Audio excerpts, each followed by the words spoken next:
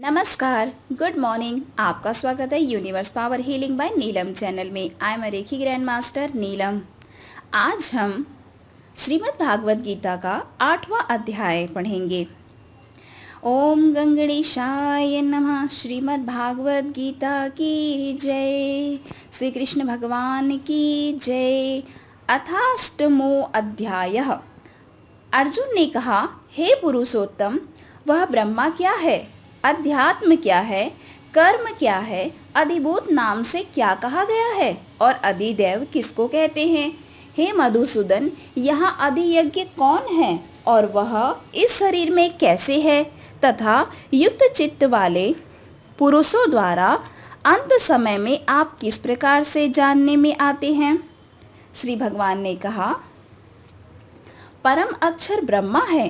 अपना स्वरूप अर्थात जीवात्मा अध्यात्म नाम से कहा जाता है तथा भूतों के भावों को उत्पन्न करने वाला जो त्याग है वह कर्म नाम से कहा गया है।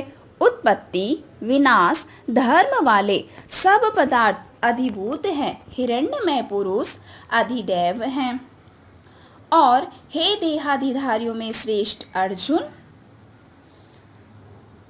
इस शरीर में मैं वासुदेव ही अंतर्यामी रूप से अधियज्ञ हूँ। जो पुरुष अंतकाल में मुझको ही स्मरण करता हुआ शरीर को त्याग कर जाता है वह मेरे साक्षात स्वरूप को प्राप्त होता है, इसमें कुछ भी संशय नहीं है।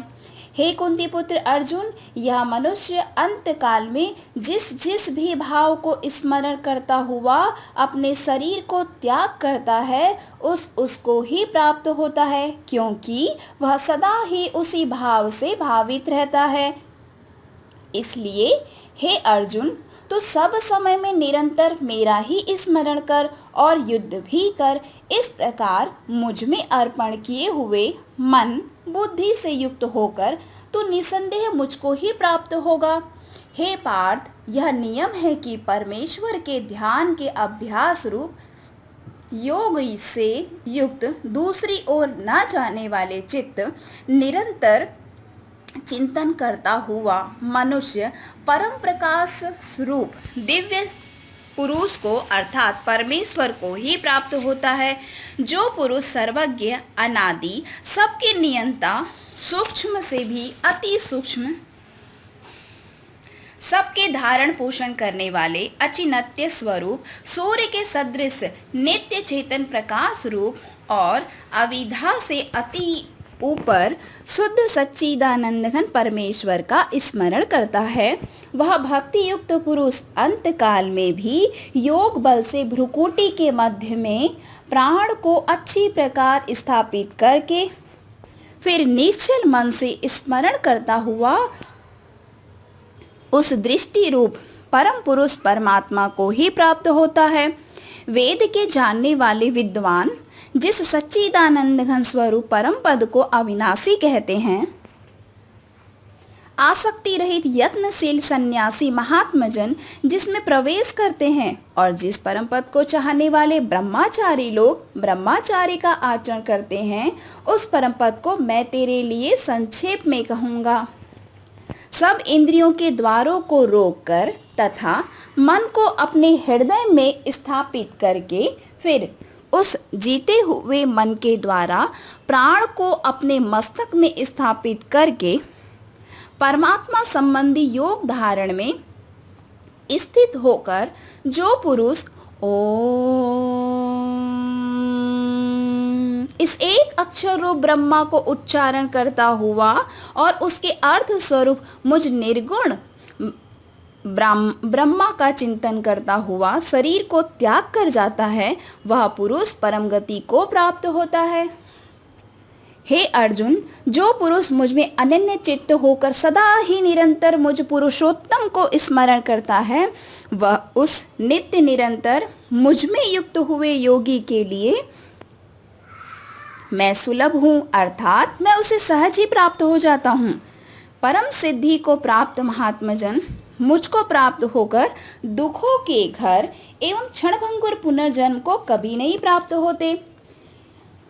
हे अर्जुन, ब्रह्मा लोक और प्रयाण सब लोग पुनरावृत्ति हैं, परंतु हे कुंती पुत्र, मुझको प्राप्त होकर पुनर्जन्म कभी नहीं होता, क्योंकि मैं कालातीत हूँ और ये सब ब्रह्मादि के लोक काल के द्वारा सीमित होने से अनित्य है। ब्रह्मा का जो एक दिन है उसको 1000 चतुर्योगी तक की अवधि वाला और रात्रि को भी 1000 चतुर्योगी तक की अवधि वाला जो पुरुष तत्व से जानते हैं वे योगी जन काल के तत्व को जानने वाले हैं। संपूर्ण भूतगण ब्रह्मा के दिन के प्रवेश काल में अव्यक्त से अर्थात ब्रह्मा के सूक्ष्म शरीर से उत्पन्न होते हैं और ब्रह्मा की रात्रि के प्रवेश काल में उस अव्यक्त नामक ब्रह्मा के सूक्ष्म शरीर में ही लीन हो जाते हैं। हे पार्थ, वही यह भूत समुदाय उत्पन्न होकर प्रकृति के वश में हुआ रात्रि के प्रवेश काल में लीन हो जाता है और दिन के प्रवेश काल में फिर उत्पन्न हो जाता है। उस अव्यक्त से भी अति परे दूसरा अर्थात विलक्षण जो सनातन अव्यक्त भाव है वह परम दिव्य पुरुष सब भूतों के नष्ट होने पर भी नष्ट नहीं होता। जो अव्यक्त अक्षर इस नाम से कहा गया है उसी अक्षर नामक अव्यक्त भाव को परम गति कहते हैं तथा जिस सनातन अव्यक्त भाव को प्राप्त होकर मनुष्य वापस कभी नहीं आता वह मेरा ही परम धाम है। हे पार्थ, जिस परमात्मा के अंतर्गत सर्वभूत हैं और जिस सच्चिदानंद घन परमात्मा से यह समस्त जगत परिपूर्ण है वह सनातन अव्यक्त परम पुरुष तो अनन्य भक्ति से ही प्राप्त होने के योग्य है। हे अर्जुन, जिस काल में शरीर त्याग कर गए हुए योगी जन तो वापस ना लौटने वाली गति को और जिस काल में गए हुए वापस लौटने वाली गति को प्राप्त होते हैं उस काल को अर्थात दोनों मार्गों को कहूँगा। जिस मार्ग में ज्योतिर्मय अग्नि अभिमानी देवता है, दिन का अभिमानी देवता है, शुक्ल पक्ष का अभिमानी देवता है और उत्तरायण के 6 महीनों का अभिमानी देवता है, उस मार्ग में मर कर गए हुए ब्रह्मावेत्ता योगी जन उपयुक्त देवताओं द्वारा क्रम से ले जाए जाकर ब्रह्मा को प्राप्त होते हैं। जिस मार्ग में धूमाभिमानी देवता है, रात्रि अभिमानी देवता है तथा कृष्ण पक्ष का अभिमानी देवता है, उस दक्षिणायन के 6 महीनों का अभिमानी देवता है, उस मार्ग में मर कर गया हुआ सकाम कर्म करने वाला योगी उपयुक्त देवताओं द्वारा क्रम से ले गया हुआ चंद्रमा की ज्योति को प्राप्त होकर स्वर्ग में अपने शुभ कर्मों का फल भोग कर वापस आता है। क्योंकि जगत के ये 2 प्रकार के शुक्ल पक्ष और कृष्ण पक्ष अर्थात देवयान और पितृयान मार्ग सनातन माने गए हैं। इनमें से एक के द्वारा गया हुआ जिससे वापस नहीं लौटना पड़ता उस परम गति को प्राप्त होता है और दूसरे के द्वारा गया हुआ फिर वापस आता है अर्थात जन्म मृत्यु को प्राप्त होता है। हे पार्थ, इस प्रकार इन दोनों मार्गों को तत्व से जानकर कोई भी योगी कभी मोहित नहीं होता। इस कारण हे अर्जुन, तू सब काल में संबुद्धि रूप योग से युक्त हो अर्थात निरंतर मेरी प्राप्ति के लिए ही साधन करने के लिए हो। योगी पुरुष इस रहस्य को तत्व से जानकर वेदों के पढ़ने में तथा यज्ञ तप और दानादि के करने में जो पुण्य फल कहा है उन सबको निसंदेह उल्लंघन कर जाता है और सनातन परम पद को प्राप्त होता है।